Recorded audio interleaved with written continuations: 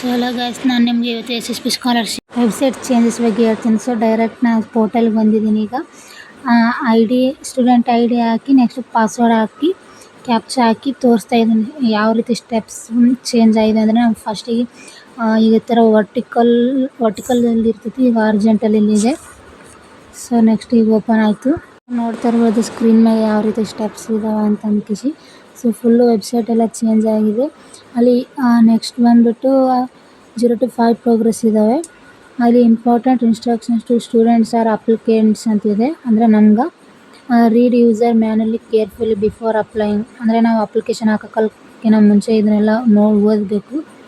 So ಏನೇನಿದಾವೆ ಅಂತ ಅಂದ್ಕಿಸಿ total 10 instructions ಕೊಟ್ಟಿದ್ದಾರೆ. ಫಸ್ಟ್ನೇದು ಬಂದ್ಬಿಟ್ಟು wrong details may lead to rejection. May be Aadhaar seeding NPC mapping mandatory ಇರುತ್ತೆ. ಆಮೇಲೆ ಚೆಕ್ ಆಧಾರ್ NPC ಮ್ಯಾಪಿಂಗ್ ಬ್ಯಾಂಕಲ್ಲಿ ಮಾಡಿಸ್ಬೇಕಿರುತ್ತೆ. ನೇಮ್ SLC ರಿಜಿಸ್ಟ್ರೇಷನ್ ನಂಬರ್ ಏನು ಮಾಡಿಸಿರ್ತಾರೆ ಮತ್ತು ಕ್ಯಾಶ್ ಇನ್ಕಮ್ಮಾಗ ಆಧಾರ್ದಾಗ ಸೇಮ್ ಇರಬೇಕು. ನೆಕ್ಸ್ಟ್ ಬಂದ್ಬಿಟ್ಟು name changes allowed after, no changes allowed after submission. ಒಂದು ತಂಡ ಸಬ್ಮಿಟ್ ಮಾಡಿದಾಗ ಆಮೇಲೆ ಚೇಂಜ್ ಮಾಡ್ಸೋಕ್ಕಿರೋದಿಲ್ಲ. ನೀವು ಬೇರೆ ಯಾವುದೋ ಸ್ಕೀಮಿಗೆ ಸೆಲೆಕ್ಟ್ ಆಗ್ಬೇಕಂದ್ರೆ ಕುಟುಂಬ ID ಮ್ಯಾಂಡೇಟರಿ ಇರುತ್ತೆ. ನೆಕ್ಸ್ಟ್ ಬಂದ್ಬಿಟ್ಟು for SLC or cash income correction contact taluk office. ಏನೋ ನಿಮ್ಮದು ನೇಮ್ ಕರೆಕ್ಷನ್ ಏನೇನೋ ಕರೆಕ್ಷನ್ ಇತ್ತಂದರೆ SLC ಮಾರ್ಕ್ಸ್ ಕಾರ್ಡ್ ಕ್ಯಾಶ್ ಇನ್ಕಮ್ಗೆ ತಾಲೂಕು ಆಫೀಸರ್ನೇ ಭೇಟಿ ಮಾಡಬೇಕು.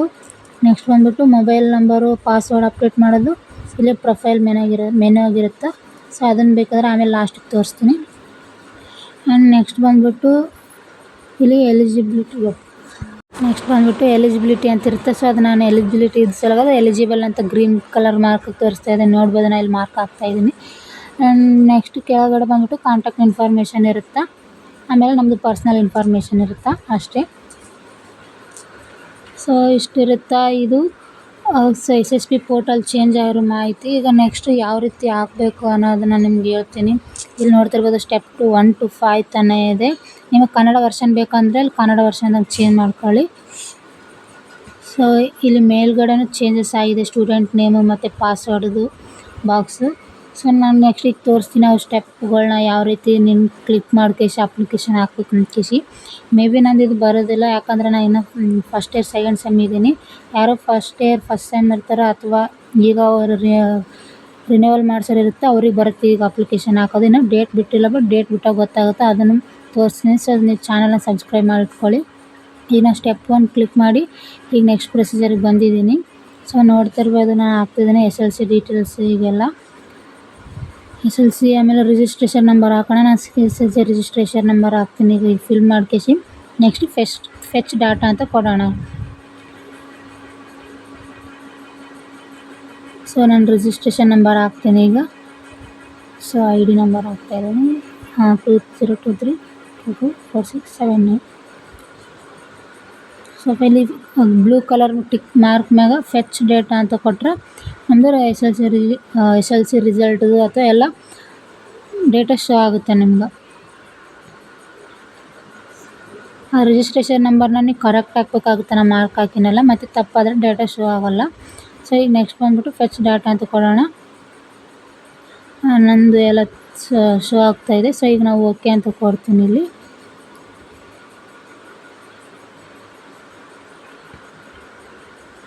ಓಕೆ ಕೊಟ್ಟರು ಬರ್ತಾಯಿವೆ. Please continue further. ಸೊ ಈಗ ಬಂತು ಆರ್ ಡಿಸ್ಪ್ಲೇಡ್ ಡೀಟೇಲ್ಸ್ ಕರೆಕ್ಟ್ ಅಂತ ಇದೆ. ಸೊ ಎಸ್ ಅಂತ ಹಾಕ್ಬೇಕೀಗ.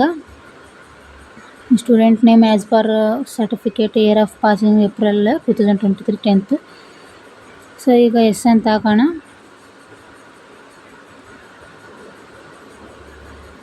ಇದು ಬ್ಯಾಕ್ ಆಯಿತು ಮತ್ತೆ. ಸೊ ಅಗೇನ್ ನಾನು ಮತ್ತೆ SLC ಅಂತ ಕ್ಲಿಕ್ ಮಾಡಿ ರಿಜಿಸ್ಟ್ರೇಷನ್ ನಂಬರ್ ಹಾಕ್ತೀನಿ. ಸೊ ಸೇಮ್ ಇರುತ್ತೆ. ನಿಮ್ಮದು ಬಂತಂದರೆ ನೀವು ಡೈರೆಕ್ಟಾಗಿ ಮುಂದೆ ಹೋಗ್ಬೋದು. ನಂದು ಬ್ಯಾಕ್ ಆಗಿದೆ, ನಾನು ಅಗೇನ್ ಹಾಕ್ತಾಯಿದ್ದೀನಿ. ಸೊ ಎಲ್ಲ ತೋರಿಸಿದೆ. ಈಗ ನೆಕ್ಸ್ಟ್ ಬಂದ್ಬಿಟ್ಟು ಈ ಕ್ಯಾಶ್ ಇನ್ಕಮ್ದು ಎಸ್ ಅಂತ ಹಾಕಿ ಸೇವ್ ಆ್ಯಂಡ್ ಪ್ರೊಸೀಡ್ ಅಂತ ಹಾಕೋಣ. ಸೊ ನಾನು ಎಸ್ ಅಂತ ಕೊಡ್ತೀನಿ. ಈಗ ಡೀಟೇಲ್ಸ್ ಕರೆಕ್ಟ್ ಇದೆ. ಸೊ ನಾನು ಎಸ್ ಅಂತ ಕೊಡ್ತೀನಿ.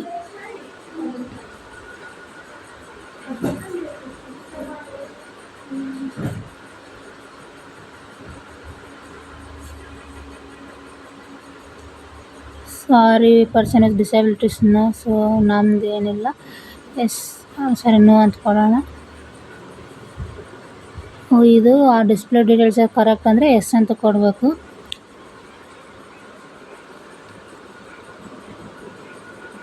Next save and proceed. ಈಗ ನೆಕ್ಸ್ಟ್ ಕ್ಲಿಕ್ ಮಾಡಿ ನೆಕ್ಸ್ಟ್ ಸೇವ್ ಆ್ಯಂಡ್ ಪ್ರೊಸೀಡ್ ಅಂತ ಹೊಡೋಣ. ಸೊ ಡೇಟಾ ಸೇವ್ಡ್ ಸಕ್ಸಸ್ಫುಲ್ ಅಂತ ಬಂತು. ನಿಮ್ಗೆ ಎಡಿಟ್ ಆಪ್ಷನ್ ಇತ್ತಂದರೆ ಎಡಿಟ್ ಸಮಯ ಮಾಡ್ಬೋದು. ಎಡಿಟ್ ಆಪ್ಷನ್ ಸಮಯ ಇದೆ, ನಿಮ್ಗೆ ಎಡಿಟ್ ಬೇಕಿದ್ರೆ ಎಡಿಟ್ ಮಾಡ್ಕೊಳ್ಬೋದು. ಪ್ರೆಸೆಂಟ್ ಇಯರ್ ಸ್ಟಡಿ ನಂದು ಇಲ್ಲಿ ಸ್ಟ್ರಕ್ ಆಗುತ್ತೆ, ಯಾಕಂದರೆ ನಾನು ಇನ್ನೂ ಈಗ ಫಸ್ಟ್ ಇಯರ್ ಸೆಕೆಂಡ್ ಸೆಮ್ ಇದ್ದೀನಿ, ನನಗೆ ಹಾಕೋಕ್ಕೆ ಬರೋಲ್ಲ. ನಿಮ್ದು ಹಾಕೋಕ್ಕೆ ಬಂದರೆ ನೀವು ಹಾಕ್ಬೋದು. ನಾನು ನೆಕ್ಸ್ಟ್ ವೀಡಿಯೋ ಮಾಡಿ ಹಾಕ್ತೀನಿ ಅದು ಯಾವ ರೀತಿ ಹಾಕೋದಂತ ಅಂದ್ಕೇಸಿ. Are you studying in first year? No. Are you studying in first year of professional course? Yes, ಒಂದು ಪ್ರೊಫೆಷ್ನಲ್ ಕೋರ್ಸ್ ಇದೆ. ನಮ್ಮದು select mode of selection KA through ಹೋಗಿ ನಾವು. ಸೊ ಗೌರ್ಮೆಂಟ್ ನೋಟ್ಸ್ ಎಕ್ಸಾಮ್ ಬರೆದು ಪಾಸ್ ಆಗಿದೆ ಅಂದರೆ KA ಥ್ರೂ ಅಂತ ಹಾಕಿ, ನಿಮ್ದು ಏನಿಲ್ಲ ಅಂದರೆ ಲ್ಯಾಟ್ರಲ್ ಅಂತ ಹಾಕಿ. ನೆಕ್ಸ್ಟ್ KAR ನೀಟ್ ಅಂತದ, ನಮ್ಮದು KA. ಸೊ ಎರಡು ಕೊಟ್ಟರೆ KA ಅಂತ ಹಾಕೋಣ.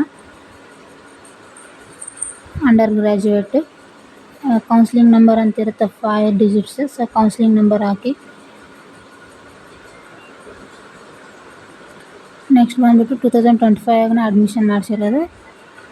ಕೌನ್ಸಿಲಿಂಗ್ ಕೋರ್ಸ್ ನಮ್ಮದು BTech ಅಗ್ರಿಕಲ್ಚರ್ ಇಂಜಿನಿಯರಿಂಗ್ ಅಂತದ. ಇಲ್ಲಿ ಆಪ್ಷನ್ ತೋರಿಸಿದ್ರ ಸಲುವಾಗಿ ನಾವು ಈ ಅಗ್ರಿಕಲ್ಚರ್ ಕೋರ್ಸ್ ಅಂತ ಚೂಸ್ ಮಾಡಬೇಕಾಗುತ್ತೆ. ಸೊ ನೀವಿನ ಅಗ್ರಿಕಲ್ಚರ್ ಇಂಜಿನಿಯರಿಂಗ್ ಸ್ಟೂಡೆಂಟ್ಸ್ ಇದ್ದರೆ ನೀವು UG ಅಗ್ರಿಕಲ್ಚರ್ ಕೋರ್ಸ್ ಅಂತ ಚೂಸ್ ಮಾಡಿರಿ, ಬರುತ್ತೆ.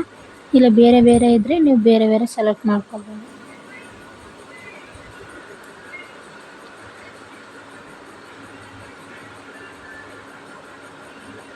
ಸರ್ಚ್ ಮಾಡ್ತಾಯಿದ್ದೇನೆ, UG ಅಗ್ರಿಕಲ್ಚರ್ ಕೋರ್ಸ್ ಅಂತ ಬಂತು.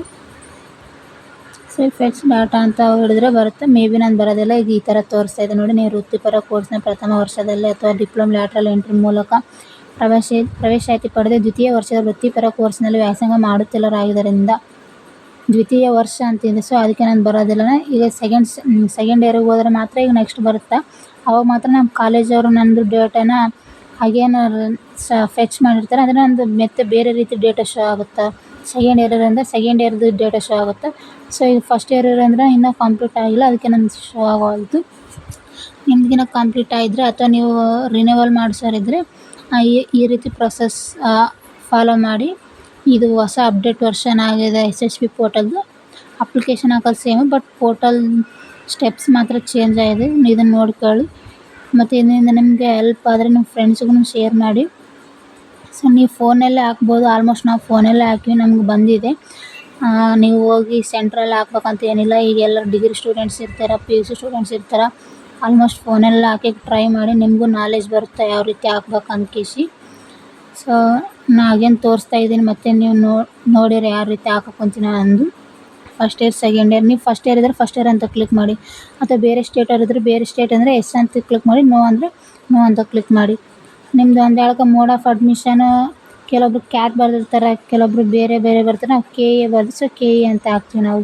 ಕೆಲವೊಬ್ರು ಕಾಂಪಿಟೇಷನ್ನೇ ಬರೆದಿರ್ತಾರೆ, ಅವರು ಆ ಆಪ್ಷನ್ನ ಚೂಸ್ ಮಾಡ್ಕೊಳ್ಳಿ. ಕೆಲವೊಬ್ರದ್ದು ಆಯುಷ್ ಇರುತ್ತೆ, ಆದಮೇಲೆ ಬೇರೆ ಬೇರೆ ಕೋರ್ಸಸ್ ಇರ್ತಾವೆ. ಸೊ ಅವರು ನೀವು ಚೇಂಜ್ ಮಾಡ್ಕೊಳ್ಳಿ, ಕ್ಲಿಕ್ ಮಾಡ್ಕೊಬೋದು. ನಮ್ಮದು UG ಅಗ್ರಿಕಲ್ಚರ್ ಕೋರ್ಸ್ ಬರುತ್ತೆ, ನಾವು UG ಅಗ್ರಿಕಲ್ಚರ್ ಅಂತ ಕೋರ್ಸ್. ನಾರ್ಮಲ್ ಡಿಗ್ರಿದವ್ರದ್ದು ಇರುತ್ತೆ, BA BSc BTech B.Ed ಆ ಥರದವ್ರನ್ನ ಅವ್ರನ್ನ ಚೂಸ್ ಮಾಡ್ಕೊಬೋದು. ಸೊ ಇಂಜಿನಿಯರಿಂಗ್ ಸ್ಟೂಡೆಂಟ್ಸ್ ಇದ್ದರೆ ಇಂಜಿನಿಯರಿಂಗ್ ಅಂತ ಚೂಸ್ ಮಾಡ್ಕೊಳ್ಳಿ. ಸೊ ಈ ರೀತಿ ಪ್ರೊಸೆಸ್ ಇರುತ್ತೆ ನಿಮ್ಮದು SSB ಸ್ಕಾಲರ್ಶಿಪ್ದು. ನಿಮ್ಮ ಫ್ರೆಂಡ್ಸಿಗೆ ಕೂಡ ಶೇರ್ ಮಾಡಿ, ಅವ್ರಿಗೂ ಹೆಲ್ಪ್ ಆಗುತ್ತೆ. ಅವ್ರಿಗೂ ಹೇಳಿ ಅವ್ರ ಫ್ರೆಂಡ್ಸಿಗೆ ಶೇರ್ ಮಾಡಿ ಅಂತ. ಸೊ ಹಾಗೇನ ಅದೇ ರೀತಿ ತೋರಿಸ್ತಾ ಇದೆ ನಂದಂತೂ, ಯಾಕಂದರೆ ನಾನು ಇನ್ನೂ ಸೆಕೆಂಡ್ ಸೆಮ್ ಆಗಿದ್ದೀನಿ. ನಂದು ಸೆಕೆಂಡ್ ಇಯರಿಗೆ ಬೇರೆ ರೀತಿ ತೋರಿಸುತ್ತೆ, ಅದನ್ನು ನೆಕ್ಸ್ಟ್ ವೀಡಿಯೋ ಮಾಡಿ ಹಾಕ್ತೀನಿ. ಇದೇ ರೀತಿ ಅಪ್ಡೇಟ್ ವರ್ಷನ್ಸ್ ಆ್ಯಪ್ಗಳ ಬಗ್ಗೆ ಮಾಹಿತಿ ಬೇಕಿದ್ದರೆ, ಸ್ಕಾಲರ್ಶಿಪ್ ಬಗ್ಗೆ ಮಾಹಿತಿ ಬೇಕಿದ್ದರೆ ನನ್ನ ಚಾನಲ್ನ ಸಬ್ಸ್ಕ್ರೈಬ್ ಮಾಡಿ ಇಟ್ಕೊಳ್ಳಿ. ಮತ್ತು ಬೇರೆಯವ್ರಿಗೂ ಕೂಡ ಶೇರ್ ಮಾಡಿ, ಅವ್ರಿಗೂ ಕೂಡ ಹೆಲ್ಪ್ ಆಗುತ್ತೆ.